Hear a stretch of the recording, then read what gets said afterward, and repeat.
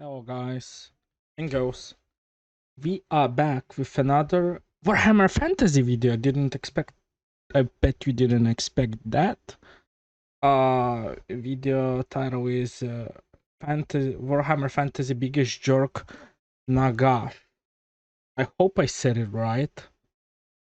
It was a request, so we shall honor it, and after this, we are gonna return to our Primarchs. Obviously, I was notified that me being a little bit silly, I skipped Angron. I forgot about Angron and I went straight to Robuta Goleman, but don't worry, we will get all of them. Also, before start, I have to share this. Guys, am I cooked? So you guys understand, I had 23 arms in last 16 hours and I won only 5. Is it over? I think it is over. But I had an amazing play in another game, which I'll show.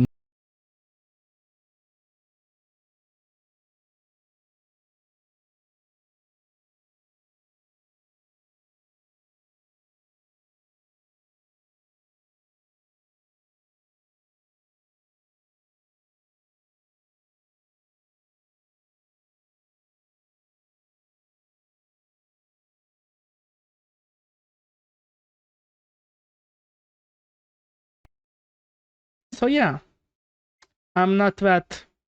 Maybe I'm bad at League, but I still got it in other games. Anyway, enough from rambling. Video is obviously in the description. Please leave original video a like, and let's begin. Fantasy, something about the good guy characters is that even when they do Also, before we start, and my microphone broke. Wow. I got some beers. horrid things, they do it out of the love for their people and nation that they have. Karl Franz, Teclis, even some evil characters like Vlad von Karstein do some pretty dark things out of wanting their people to survive and prosper. They genuinely believe these things are a necessary evil to survive in the horrid world that they live in. Reminds me of something. Can't grasp They try it. to be good people despite the cards they've been dealt, oftentimes forcing them to do dark acts. With that in mind, there's something to be said about a character who is just an unrelenting piece of shit at every turn for no better reason than 'cause why not? No, I kind of think about it. Who would be a piece of shit character in Warhammer 40k? As for now, for me it is probably Leandros, and you guys are probably like, shut the fuck up with Warhammer 40k, it's Warhammer Fantasy. You're right, this isn't another video about the Skaven, though they will feature in it. Allow me to tell you the story of Nagash, Warhammer. He looks like Karthus from League of Legends, but obviously someone also corrected me. Warhammer Fantasy is very old, so Karthus looks like him, I biggest guess. douchebag. Nagash was born in ancient Nehekara thousands upon thousands of years before Warhammer Fantasy mostly takes place. He was the first son of the reigning ruler, which at first makes you probably think, oh, he's gonna be doing great, he'll be king and all that good stuff. And in literally any other kingdom, you'd be right, but in Nehekara, the firstborn son doesn't become king, it's the secondborn one. Oh! That's... Firstborn is stuck being sent off to join the mortuary cult to learn all about death and keeping pacts with the Nehekara. That's an interesting twist on stuff. Yeah, usually it's like firstborn. But And gods and all that stuff that doesn't involve ruling with unlimited power. And Nagash hated it. He was a sociopathic dickhead from day one and wanted to be king. There was, however, a brief moment in time where his father Katap led a military campaign against Elizabeth but fell ill, whereupon Nagash took over the campaign for him and briefly ruled a city he saved as a king for 6 months. This happened before he was forced to join the mortuary cult, so not only did he get power taken away from him, now he had a taste of what he could have had if he was born just a bit later. Okay, I see something brewing. That's So his Yeah. dad removed all records of him actually doing the ruling of the city and leading the campaign and just had him referred to as a brave warrior. Bit of a dick move, but given what Nagash is going to be getting up to shortly, probably not undeserved. Thankfully, during his father's funeral, a solution to all his problems was practically handed to him on a silver platter. Diplomats from another kingdom arrived with 3 Dark Elf prisoners to be given to Zandri, Nagash's kingdom, as a sacrifice. Nagash promptly went, "I assure you, everyone, I can handle it from here," and stole them away. When he was embalming his dad's corpse, he realized that dark magic must have played a part in his death, and he correctly assumed that the 3 pointy-eared assholes in front of him were at least somewhat responsible. So he stuck So technically he kinda caught his father killers. them in his dad's pyramid, filled the entire thing with lethal traps and whatnot, and told them they can either teach him magic or join his father in the grave. Naturally, Okay. they decided to help him, though being elves, they of course made sure to tell him that he was still inferior the entire time. That's kind of funny. Not that he gave a shit, he got that spicy forbidden knowledge either way. He learned how to do magic without relying on the gods, all about chaos and the fun stuff that entails, and that if a human is extra careful, they can use one of the winds of magic. Of course, not all of it at once like the elves, but hey, better than nothing. Eventually, the Dark Elves, of course, managed to escape, but right as they got to the exit, they found good old Nagy waiting for them. He told them that they either had to beat him in a magical duel to escape or get back in that tomb, so help them, and the elves figured, we're elves, we got this. But in fact, they did not have Oh, so Nagash was him. this, and Nagash ate all of their souls. This is where things really started to go well for Nagash and poorly for everyone who isn't Nagash. As a quick side note though, those 3 elves were also involved in the false flag operation that started the massive war between the high elves and the dwarfs. So if you ever wondered how the hell all of the horrible things of the Warhammer world managed to come to power, including Nagash, it's because Malekith and his Dami Mommy threw a hissy fit powerful enough to destabilize nations. Anyways, Nagash. He commensurated his newfound power by murdering his brother's court and burying him alive. Already off to a fantastic start, he began to get really into his magical research. He invented necromancy. Well, I mean, alright, not technically, but he was the first one to make meaningful progress with it. Meaningful progress here meaning I have to say, dude, I know, like, how to even say it properly. Necromancy is probably my, like, favorite ability with, like, ever. In any game, like Heroes 3, you know, what else? There are more games, but Heroes 3 like is the first one that comes to mind. Always rocked for Necropolis. potions of eternal life and entire armies of undead soldiers. Let no one say he doesn't get shit done. He did almost the whole evil magic shebang. Mass sacrifices, torture, kidnapping Okay, this part, Nagash, we are a bit, we part ways. people to sacrifice and torture. The only thing I don't think he did was make pacts with dark gods, because then he wouldn't be the one in charge. He wrote 9 books creatively You know what?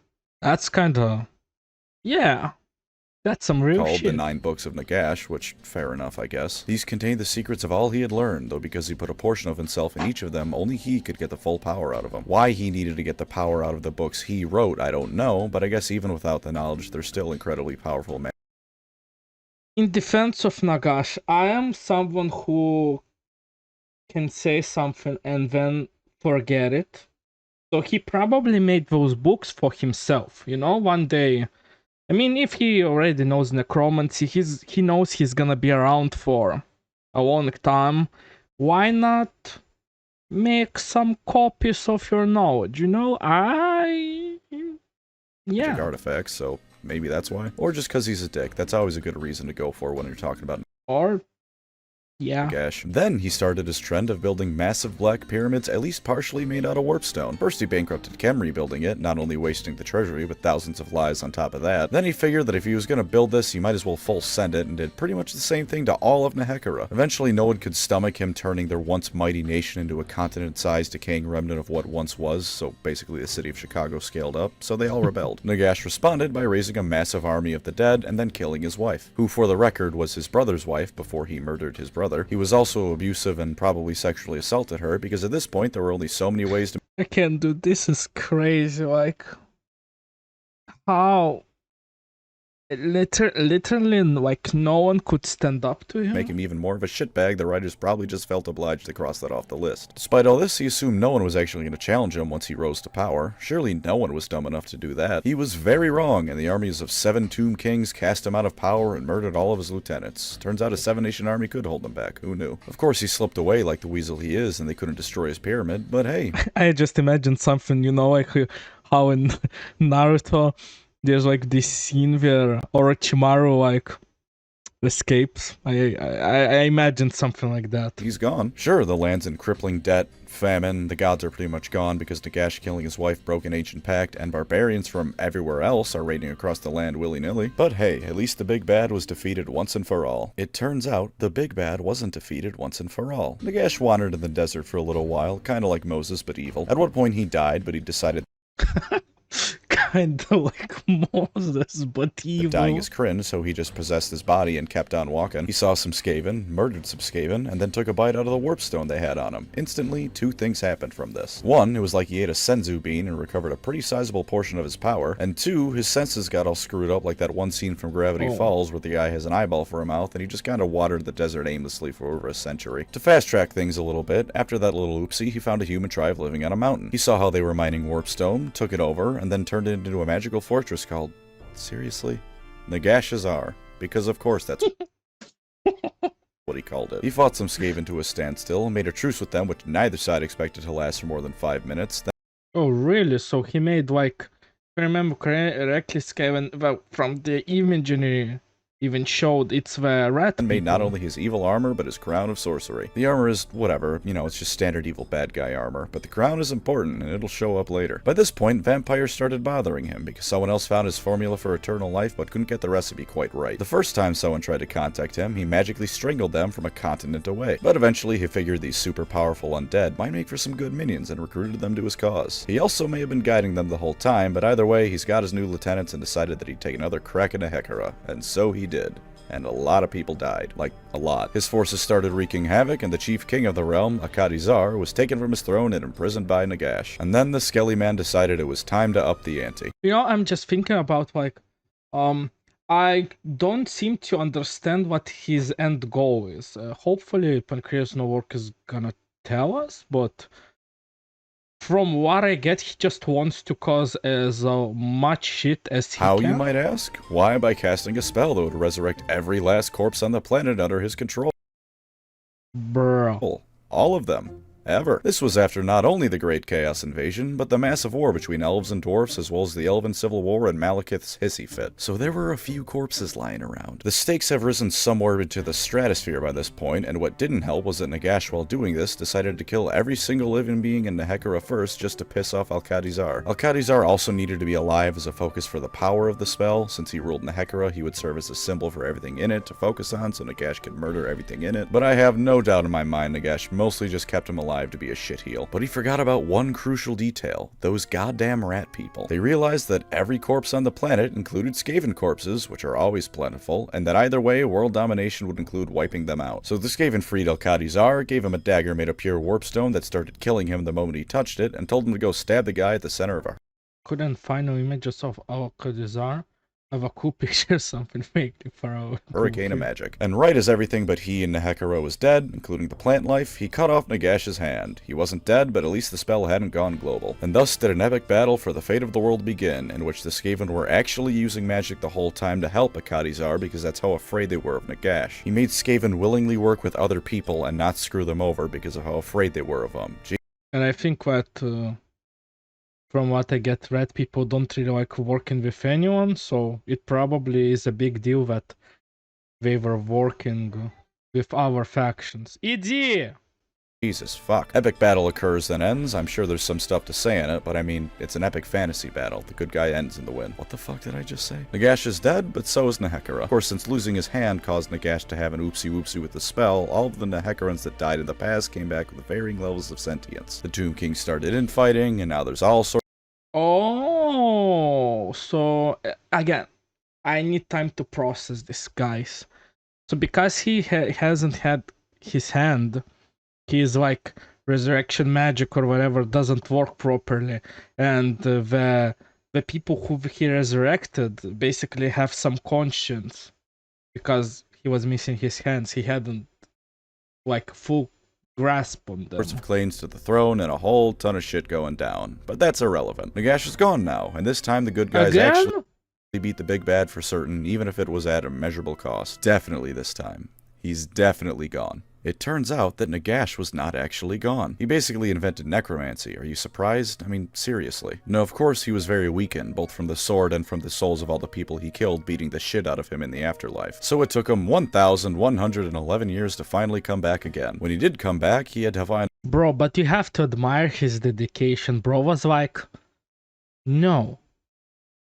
I like killing people, so I'm gonna come back. all of his magical stuff, and he had to reforge his hand since Alcatizar cut it off, but hey, he's back. Unfortunately, he was unlucky enough to come back to life at the same time as Sigmar Unbroken. If I remember correctly, Pancreas Novork in his other video said he was basically, it was his almost like favorite character. It's like basically like the emperor of the fantasy. Still just a man, the myth, the or maybe I'm full of shit and I just lied. legend himself. And Sigmar, being a big fan of smashing things with his hammer, proceeded to smash Nagash with his hammer. To be fair, he had to wear Nagash's crown after he found it in order to resist Nagash's magic, but he still won. I mean, he's Sigmar. Of course he won. He's the best god emperor and the second best emperor. Hell yeah, I remember something. In Warhammer. And now Nagash was definitely gone. For certain. Absolutely, definitely 100%. gone. It turns out that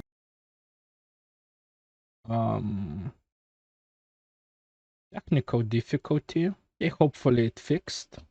It turns out that Nagash was... yeah, he's not gone, alright? Of course, this time it took a lot longer for him to come back. His spirit did kind of influence some stuff and quietly direct things for a few thousand years, and more directly guide Arcan, but he didn't do too much otherwise. And then the end times happened. Naturally, the big man was due for a comeback tour. He started it by resurrecting himself by having Arcan sacrifice Tyrion and Alariel's daughter, the Fey Enchantress, and Volkmar the Grim. Presumably several thousand other peasants and such as well on top of them, because this lich cannot do anything without being a prick about it. He shows back up on all of his pointy-hatted glory, and literally everyone on the planet, including the Chaos Gods, starts shitting their pants. Because this time even Chaos Gods were so afraid of around, he ate the god of the dead and caused the dead around the world to resurrect. Now that he's back, first order of business, obliterate Nehekara, which he promptly did. Sledger did put up a fight and say the most badass line in all of Warhammer history, but he still got exploded by Nagash in the end. After he was done with revenge about 10,000 years in the making, Nagash drained the power of the dwarf god Valaya because one god clearly wasn't enough for him. Then he brings all of the undead on the planet under his control and starts forcing the entire wind of death into Sylvania. By this point, he decided that it was safe for him to take a bit of a breather, so he decided to chill in his coffin for a while. Also, remember the Black Pyramid he built? He floated it all the way to Sylvania. Imagine picking up the Great Pyramids of Giza and floating them over to Romania, only double the distance because the Warhammer world is huge. He used it to start becoming even more powerful, but he once again made a massive mistake. He forgot he existed on the same planet as the Skaven. By this point, the Skaven had decided to become part of Chaos because the writers needed the end times to happen eventually, and that was a good way to do it. A massive demon army led by a traitorous lieutenant of his shows up, and while it was held back thanks to Nagash's power, the Skaven sneaked on under to the pyramid and blew it up with magical nuclear warheads. Understandably, oh yeah, I think we were the only ones that have nukes in the game, in the set. A little bit annoyed, he destroyed every single demon on the field with one massive blast of magic. Then realizing that between blowing his load too early and with his pyramid gone, he had no way to achieve godhood in time, so he reluctantly went to ally with the living. Teclis did try to get him on their side a while ago, but Nagash was still up his own ass and turned him down, and also probably disintegrated the elf he sent to ask him. Also, another quick side note, but how he hadn't achieved godhood after devouring 2 entire gods is an excellent example of Games Workshop's writing ability. Anyways, he goes to Athel-Loren to meet up with the other incarnates of the Winds of Magic, and they barely manage to squeak out an alliance. To seal the deal, he gave Manfred to the living as a sort of prisoner exchange, which was pretty funny. Manfred is even like, hey wait, what the hell man, before getting put in a box or something. He also mocks Tyrion and Alariel for not being to save their daughter and prevent his resurrection, because of course he does. During negotiations, Chaos shows up to stop the alliance, and Nagash brutalizes anything chaotic in front of him, and solos a bloodthirster. Nagash.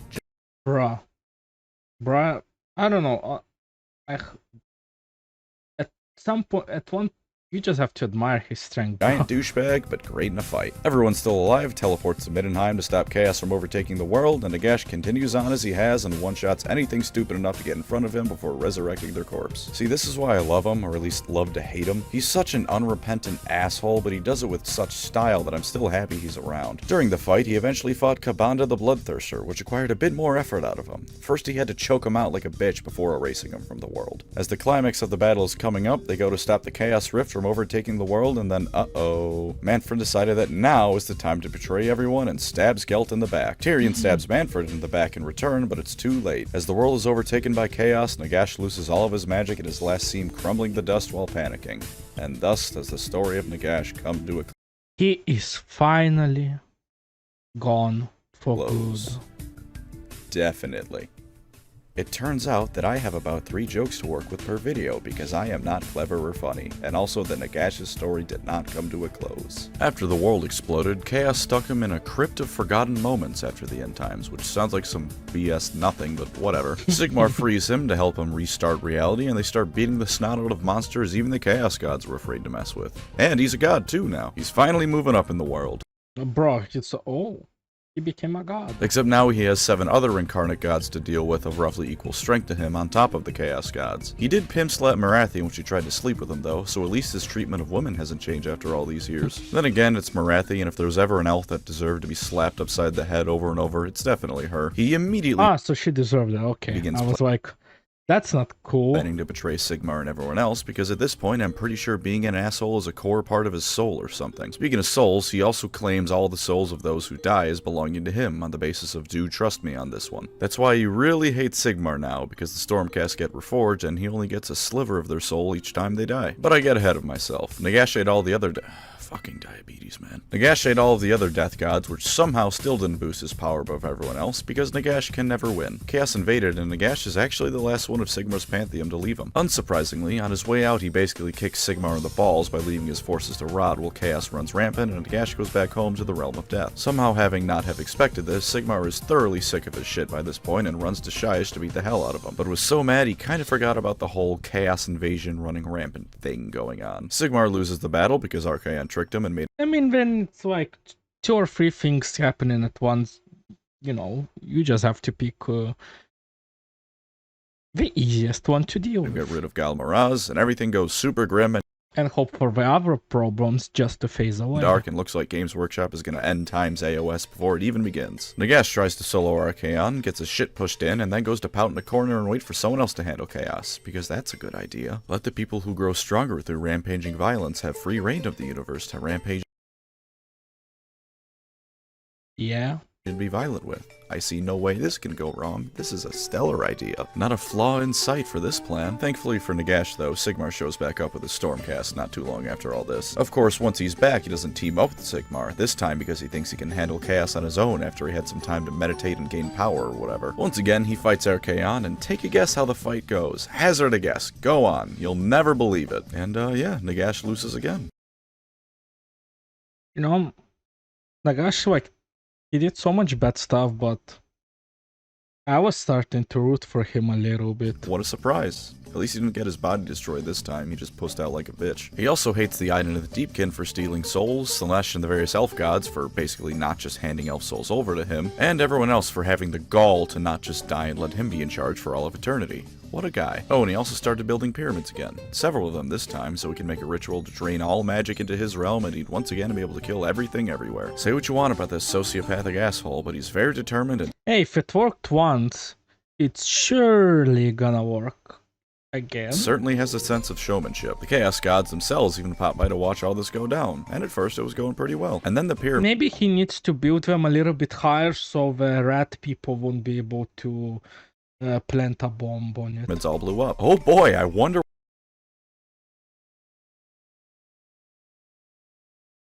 what race of people could have done that. Yeah, he also doesn't learn from his mistakes, like, ever. At first he was laughing at the Chaos Gods, saying he'd overtake them, then they laughed at him for being so stupid to let the exact same thing as before happen to him, only this time scaled up, and then he started laughing again, because he still considered it a success. Turns out the ritual failing still made a magical black hole that drained magic towards its center that he could kind of go into for a bit and absorb power. Also, it caused the awesomely named— So technically it's a dub.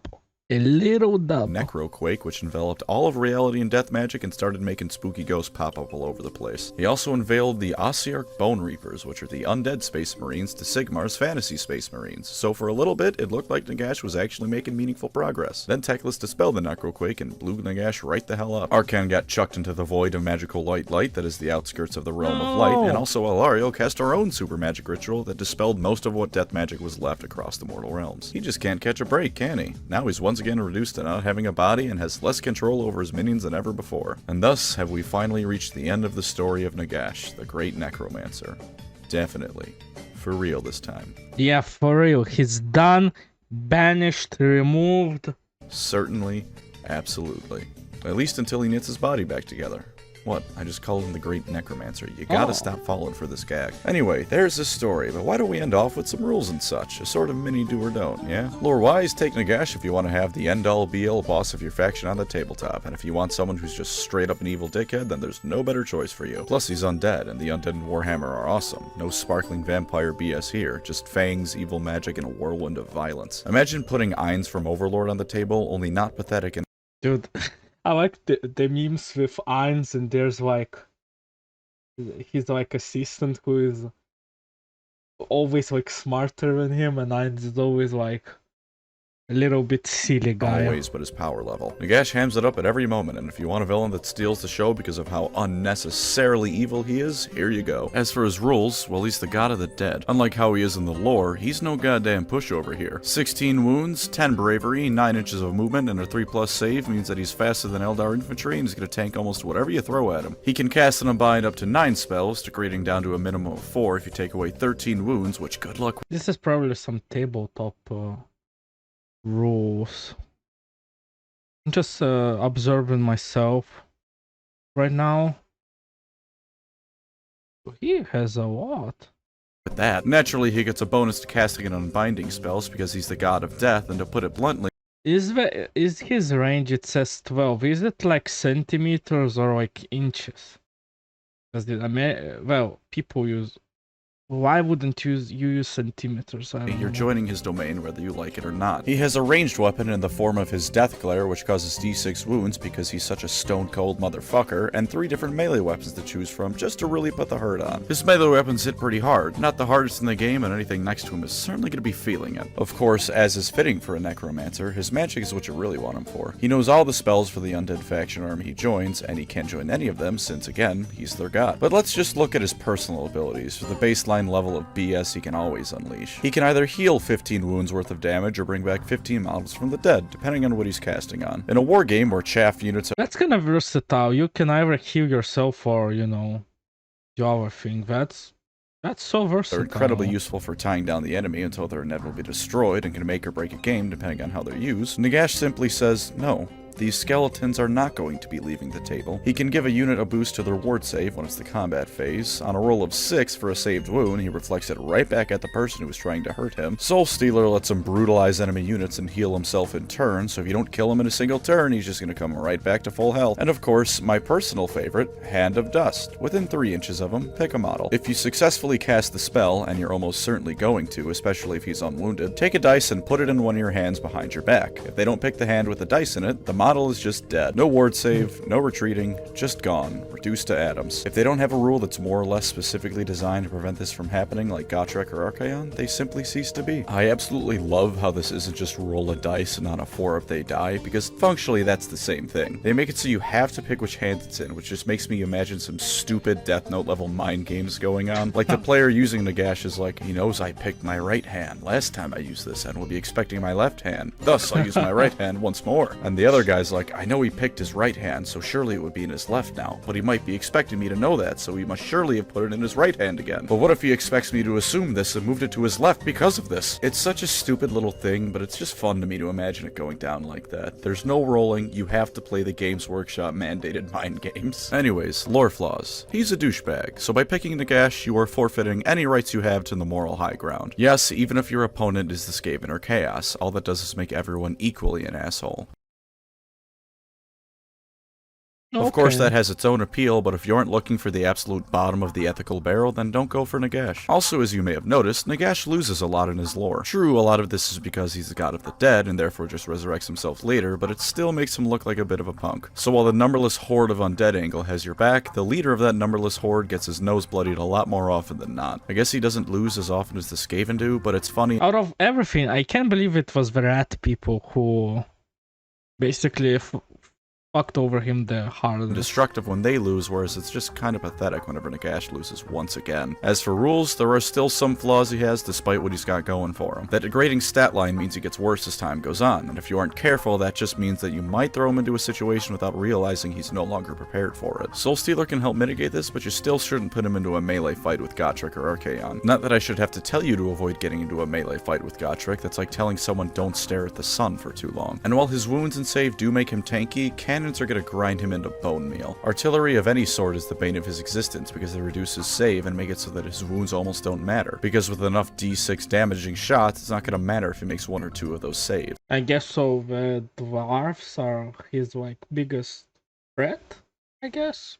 Additionally, certain casters are going to make him look almost useless, namely Techless. If your opponent is running Techless, just forfeit. While Techless can only cast half as many spells, he has a guaranteed casting value of 10 minimum, so whatever he's shooting is going off. This is on top of Techless being able to auto-unbind 1 spell per turn and make it just not happen. True, if Nagash gets into melee range of any caster, he's going to send them straight to Shyish, Techless included, but if he can't, the upper tier ones are going to make him look a bit silly. And given that there's decent odds there'll be an entire battle line between Nagash and the enemy Magic Man, well, he also doesn't really buff his army, so you're bringing Nagash for Nagash and not to help out other units, healing aside. Lastly, no, I guess yeah. As a necromancer, your only thing is you resurrect them and hope that your army does the job for you. I guess. his price. 955 points means that if you aren't playing a large-scale game, he's just not showing up. Like, at least Big Turtle could show up in a game under 1500 points and feasibly not tank the army to uselessness, but Nagash will do just that. And even in larger point games, you are paying out the ass for him. He's almost certainly going to make up half, if not more, of your points allowance, so if you use him, you really need to know how to make the most out of the guy. And with that, I am finally, for real, done talking about Nagash, Warhammer's biggest douchebag. There's a whole list of things he's done solely to be a prick, but I'm not gonna list all of them. If you want though, go to 1d4chan. At the bottom of his page is a list of the various things he's done for no reason beyond being petty and evil. It's a long list. As always, thank you to my wonderful channel. It's a very long list. Yeah. You know, let's just see. Members. You are the books of Nagash to my Nagash, allowing me to continue Nagashing for the times to Nagash. Such is wonder the if Penguin's Work has a meme at the end. Feel free to become a member or subscribe. Theoretically, hitting like also helps me, but I've yet to discover how. Either way, thank you for watching and take care out there.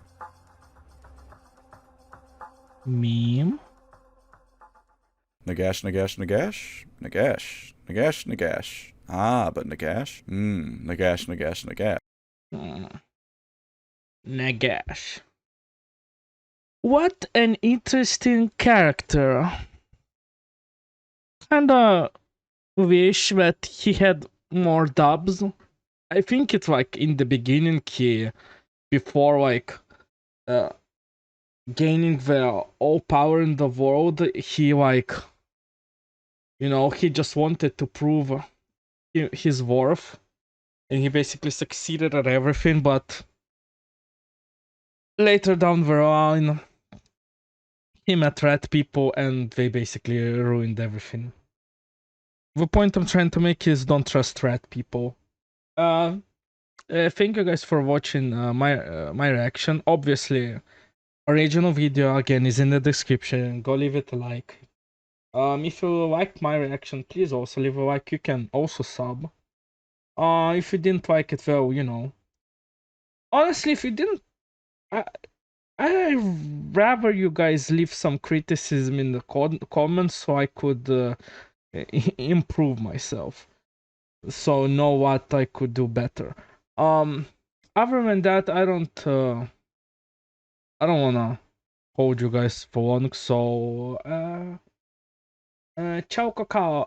Back to Warhammer 40k on Thursday, I believe.